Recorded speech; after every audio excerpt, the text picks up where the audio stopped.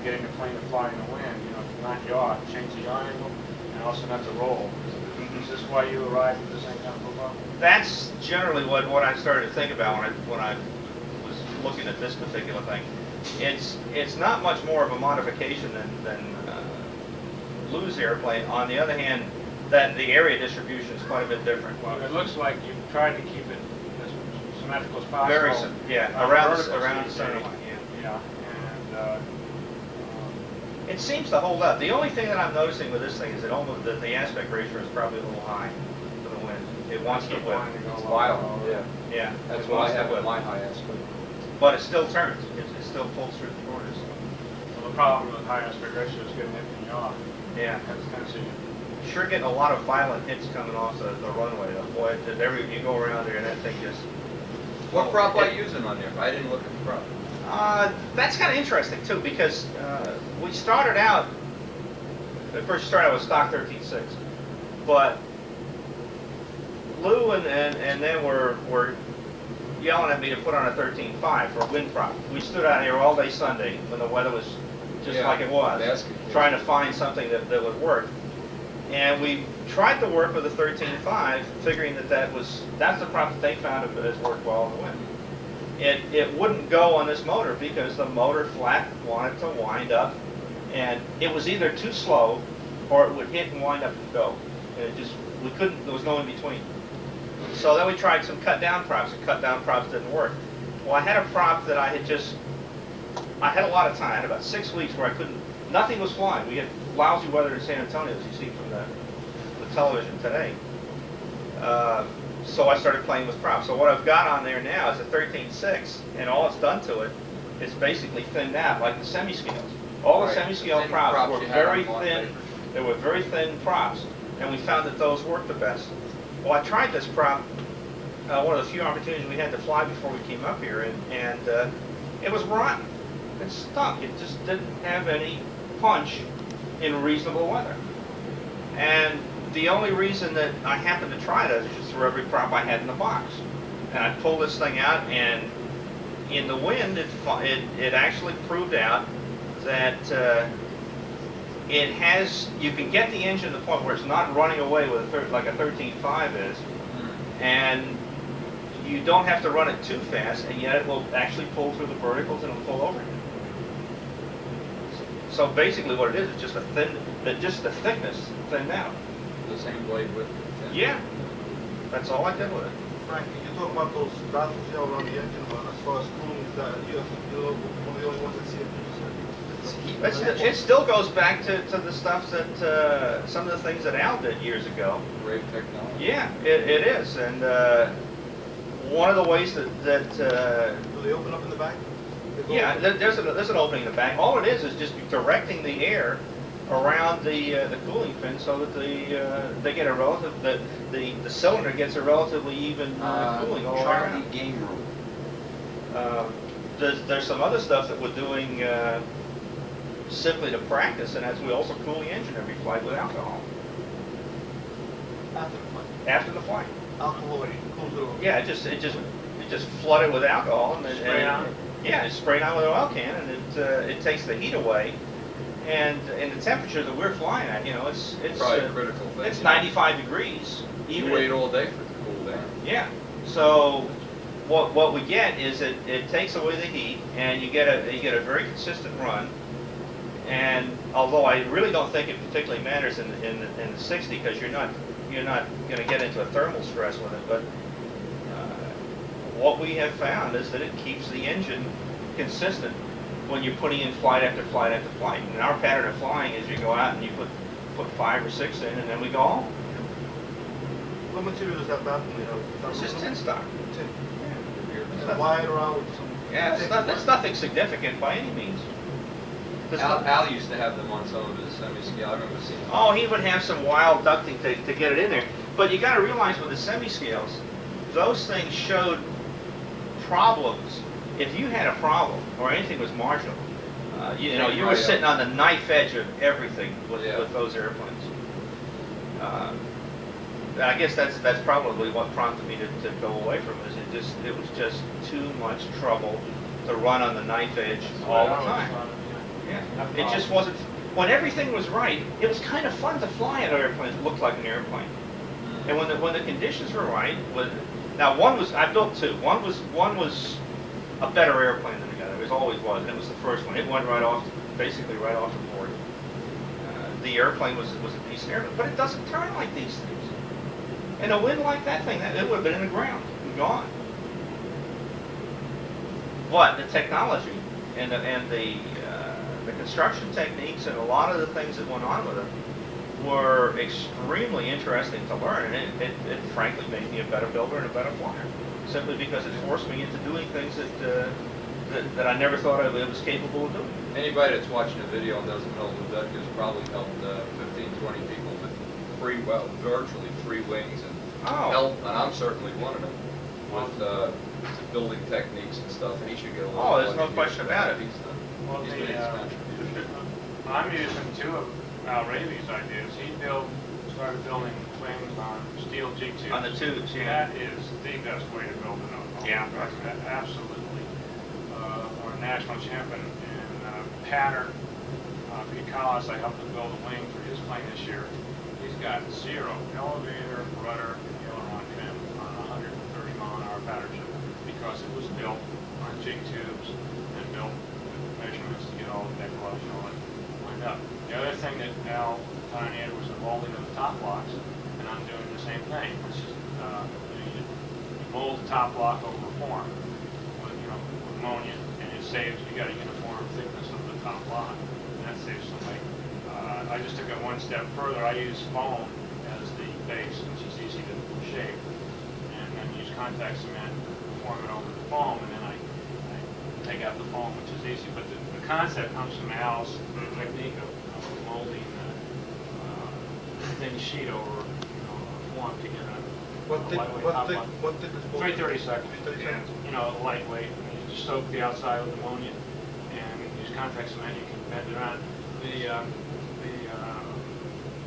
plane I just published, the Fierce Arrow, goes from a cross section of like a typical half circle and over 2 feet. It goes from a half circle to a rudder cross section. It's like an ogive. It goes an incredibly complex band if you were to try and make it out of balsa, but by using foam, I made that transition from one shape to another and then covered it with Al's technique, and it worked fine.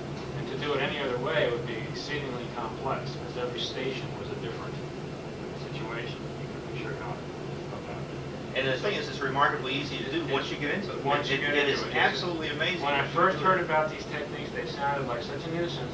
Once you have used them, you never want to go back to the other way of building. Al really had some incredible insights into how to build airplanes. And when at first they seemed to be needless difficulty or too exacting, and once you saw how well they worked, you never go back to the old ways of building again. It took a while to appreciate how much you really needed. Well, it took a while to appreciate Al, period. Yeah, that's true. That's true. I spent a couple weeks at his house. Don't ever give Al a copy of this video. We'll edit his version out to say what a SOB he was. In fact, we were talking about that today. Al's made his contribution, but most people never got to know Al because he never left. Yeah, I spent a couple weeks at his house, and when I was there visiting, I got the distinct impression that if his wife wanted me to leave, she would go first, because I was a modeler. How about some Al Rabe stories, right? How about the one where you went for ice cream? Oh, that was. I think it was the first time I'd ever been to his house. I had flown over from Alabama, and we're sitting there at night, and he says, "Linda, I want some dessert. Rocky Road." Oh, Rocky Road is what is it, vanilla ice cream and chocolate ice cream and nuts. And she says, "Well, I got vanilla and chocolate ice cream." I said, "No, I want Rocky Road." So off she goes for the Rocky Road, and brings it back about 30. This is 10:30 at night. So she finds some place, and she comes back, and we sit down there, and we're eating the ice cream. And I looked over at Al and said, "Al, That's pretty good, except for the nuts. He looked over to, and that was one of the things that got us closer to. But Al is kind of interesting. No, there was another story. We want some intimate shit on this video. Let's notice the dirt here. No. Watch that your was, play. nah, I probably shouldn't tell this. Come on. We'll edit Years ago, I had a 77 Target. It was new, basically. So we go down there. We're going to have a fly day, and Al used to have fly days. You know, we get all the local flyers in, and you go out in October, November, and we have a weekend. And really, really nice. And he post it and cater it, and we sit around talk airplanes like this. Yeah.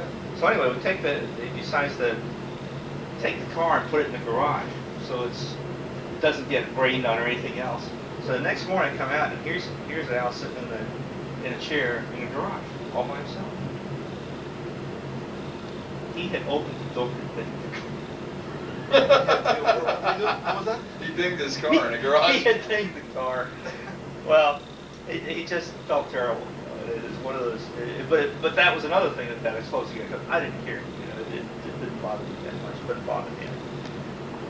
I think in the long run, I really, really have been trying to talk him back in the hobby, and I'd like to see him back in the hobby. Anybody in this Because he's room a lot want to to see give. Al Ray back in the hobby? Raise your hand. Come on, Al!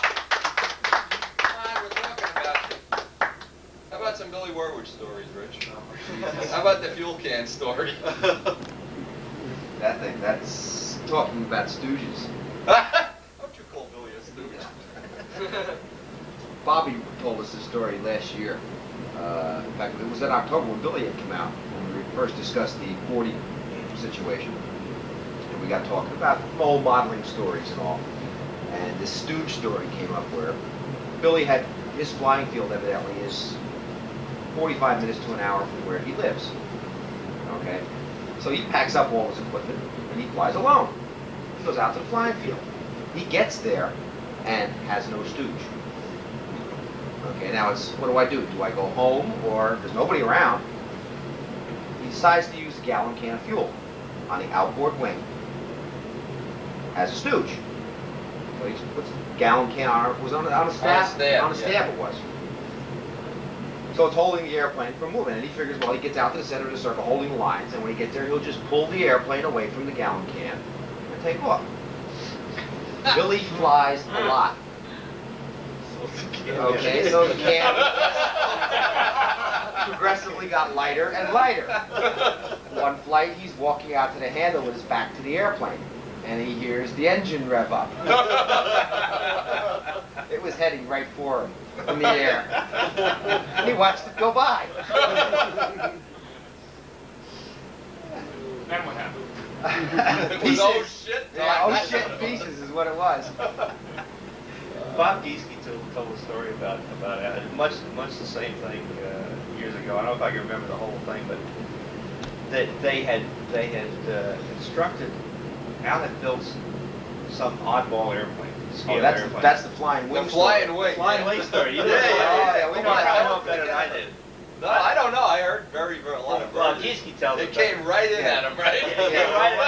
what had happened, from what I gather out of the story, was at that particular time, Al and Bob weren't really How about talking hate to each each- other? talking to each Let other. us hate each other. okay?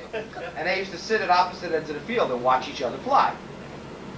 One day, I understand Al showed up with this flying wing type airplane. And Bob thought it might be interesting, so he sits down in his flight box to watch this thing fly. From what I gather, the airplane took off and got overhead and lost line tension, or something happened drastically. Okay, and the airplane decided to start coming right down the center of the circle at Al. Okay, I guess he figured he didn't want to lose the airplane, so he was going to catch it. Okay, he missed, and it hit him in a very unfortunate place. I understand there was blood spilled. Al, if this is true, you have your 30 minutes. From what I understand, Bob Gieske rolled off his flight box. Part of the story that I hear from Bob too is that the funniest thing is because Linda was there with him, and they run over to the side and try to check things out. He said that was as much a funny part of the story as anything else. Dropping your jaws in front of 400 people. Check your belt cranks for But there were some interesting things happening. Going back to the fly day in particular, you remember Ron Harding's P40 Concours winner? Yeah. First concourse. Yeah. Well, I guess it was 82. No, it was 78. We were out there, and it was one of the fly days. Yeah. And there's about 10 of us out there, and Al was holding the airplane, and Ron's starting it, and all of a sudden I hear him, and I look around, and it was a Viking funeral. That airplane burned down to the wheels. They had got a fire in the alley. And they flipped it. They tried to. Dutka did that. He set his plane on fire. I've never seen anything like it. It was a beautiful airplane. How about the Dutka into the trunk story? Should we tell that to the camera? Come on, Tower. No. I heard that. Come on, tell him the story. That one I like. Lou should tell that story. Well, Lou ain't here. I thought This about was- that story when my airplane went down. This was back in the days when actually all of us were just getting started, really flying competitive stunt. You know, Lou, myself, Glenn, everybody. And we found this flying site in Elmwood Park out around where we lived. It was behind a chemical factory. It was a parking lot. And it was a neat parking lot because on one side of it there was a grass area. So if you really got into trouble, like only 2/3 of the circle was on asphalt. So it was, if you got into trouble or anything, you actually had someplace where you could dump the airplane on the grass rather than scuff it up on the asphalt. And at the level of flying we were at the time, that was a very big part of our operation. Okay. Evidently Lou had gone out there one day by himself. And it was, I think it was one of his Profile Genesis, at the time he was still flying Profile Genesis. Yeah. Launched the airplane with Stooge, was flying it around. And he had actually parked the airplane the car upwind. Took the airplane out of the trunk and left the trunk open. Went over 15 or 20 feet and set up, started the engine and was running. It was a dead calm situation and he was backing up, doing maneuvers. Came out of a maneuver, a level flight, and flew the airplane dead into the trunk of his car. Unhooked the lines and slammed the trunk. To his credit, at that point he drove directly down to Bobby's shop, which at the time was in Middlesex, Yeah. to get another wing to build another airplane. This is live, it's not Saturday. Oh, good. Oh. Where's the camera? Anybody don't know, this is Jim Lavelle. California. He thinks he's cool, but Hey Jim, his wife looks a lot younger than he is. that's all cleaned off and... That's We're the guy doing we a call- video. We're gonna sell this. God That's the damn guy it. we call Long-Arm Jim. I ain't gonna buy him. Now look at the young women he messes with. Get a picture of this bimbo he's with. Oh, that's his daughter. Oh, what do your wife sees, eh, Doreen? Check out the blonde here. No. Hey Jim, did your arm go back to the right size for this Are afternoon? they giving Do me what now? pictures of me? Is your arm back to the right size for this afternoon? All It's right. coming back. It's got All right. Look at my suitcase. Very nice. I've never had one pull that hard, man. I Oh, jeez. That airplane must have been doing 100 miles an hour at some of those loops. Yeah, I like that. And then right back down to about 10. Yeah. Do you want to be Good in this test of video? control or not? system. What? Well, yeah. You gotta get your airplane. We don't let you be in it. We're gonna edit this footage out if you don't get your airplane. Whiteley and Fancy. All the way back down to the... Yeah. And get right back, because we want to go for pizza. We're hungry. All right. Hey, I'm No, hungry. hey, and see if Metter's down here. Metter and them by your thing. Tell them we're waiting. Metter's got to have equal time or he's going to think I'm jury rigging this thing. Here, go get it. Come on, go get the plane. Go get the plane. You stay here and share the See if you can get a couple more. And Fancher, where's Fancher? Is he in line? I don't know. We want the heavy artillery here. You have my permission to hit, what the heck? Get some stunt flyers in here with planes. People in Poland don't know that we do this. You know, that happened, back to the airplane situation happened to me I'm going to show. end of last year. The airplane I flew in '78 was a little 35 ship. It was basically a stunt machine, style airplane. And it had been hanging on the wall now since '78. So last October, before the October contest, I decided, well, I'm going to get back into flying again, because we have been starting with this development. Oh, forget it. So I took the airplane off the wall, squirted a little fuel in the engine, this Max that I had for a long time, and I just flipped it over. I said, this thing's good enough. Never bothering to flush out the fuel tank. Okay? I get it at the field and I run a tank of fuel through it. No problem. Hook it up to the lines and I'm going to fly the airplane. So I'm flying the airplane, the engine takes off, it's running great. When I do the wing arm, I come over, I turn the airplane up, it gets to right here, and the engine just flat out stops. Now, at that point, you're at a no return situation. There's nowhere to go. You know, it's not enough, you're not high enough to get out of it, it's not low, you can't do anything. So the airplane just gracefully did a, come down, and I'm standing at the Circle Burners field. Now, we have a little concrete pad in the center of the circle because we're working on a grass field. And I'm standing on this pad. This airplane is very nicely doing a knife edge down to come down, and I could stand there and just physically catch the airplane because it wasn't going very fast. But I'm thinking to myself on the way down, this airplane is 14 years old. Do I really want to catch it? And I just moved out of the way and let it hit the center of the circle and let it die.